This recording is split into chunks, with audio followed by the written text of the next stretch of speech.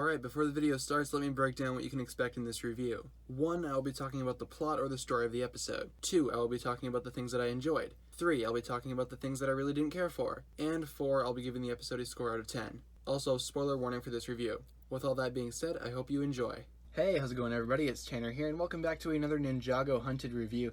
Today we are taking a look at Iron and Stone, episode 86 of Ninjago. So just getting right into it and getting right into the plot, we start off with the ninja meeting the Iron Baron and the Dragon Hunters. The Iron Baron suspects that the ninja are actually Oni, and he actually sends them to the pit. The ninjas soon find out what exactly the pit is, and they find out what the Dragon Hunters actually do to the dragons. Jay still is basically useless and is really no help to the situation, and in fact, one would say he makes the situation worse. Cole and Wu see what's up, and they actually figure out a plan to get the ninja free. Back in Ninjago, Skylar introduces the Resistance to the Elemental Masters for some reason, and the Resistance plans to build a way out to fight. And also Mistake comes back as well. Meanwhile, Harumi returns to Garmadon empty-handed, and Garmadon shows us what he does when he's angry. Garmadon uses Mr. E as an example to never really fail him, and Mr. E is actually killed by Lord Garmadon himself. So already we're getting a little dark here. Mistake explains that the other ninja are alive, and she basically explains their options. The other ninja are thrown into the pit, and they find out real quick what they actually have to do. They are forced to fight a dragon, and they really can't use their powers because then that'll give their identities away. The Iron Baron wants to see this fight because, of course, he still thinks that the ninja are Oni, and soon it begins. The ninja are faced with the dragon, and Cole and Wu break in with their disguises. The dragon emerges, and the ninja begin the battle. They're pretty much hopeless, and Zane actually tells Cole and Wu to leave, because of course them being there is a huge problem, because Wu is part Oni and the dragon can sense that. But Wu has a different plan. He basically helps out the ninja, and then he and Cole leave. The ninja use all the necessary things that they need to take down the dragon, and Zane actually ends up using his ice powers, which of course does give them away in the end.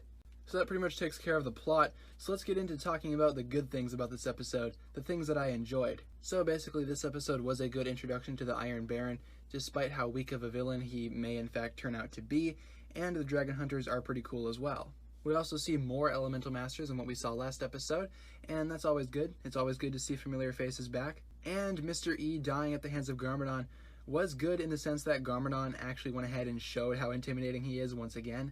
I'm really loving how this season so far is actually making Garmadon seem threatening. A really good job on the writer's part for that one. Really well done. And of course, Mistake exposition is always there.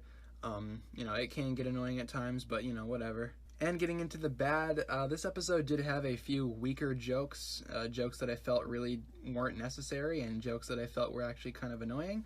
But hey, that's just me. And for another thing, why are we introducing the Elemental Masters again?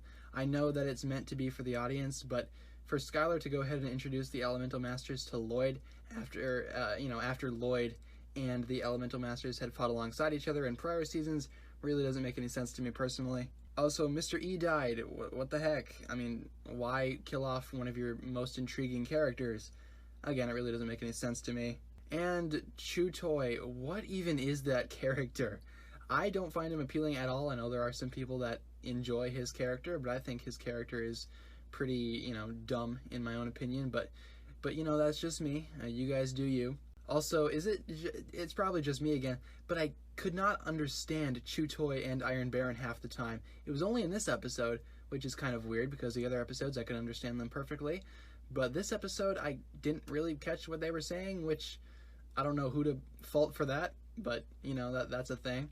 But yeah, guys, this episode overall was a big step down from last episode to me personally. I really didn't care for it as much as, the first episode, or even episodes of Season 8 for that matter.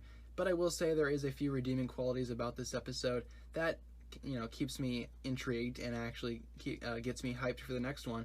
So for a final score here, I'm going to actually go ahead and give this episode a 6.5 out of 10 for everything I just listed. So thanks a lot for watching, guys. That was my review of episode 86 of Ninjago, Iron and Stone. If you enjoyed this review, be sure to hit the like button and also the subscribe button. Would greatly appreciate a click if you have not done so already. Also, remember that the comment section is yours for any discussions you want to have regarding this topic, or if you just had a general comment, that's fine too. Thanks a lot for watching, guys. My name is TannerFishies, and with that, I bid you farewell.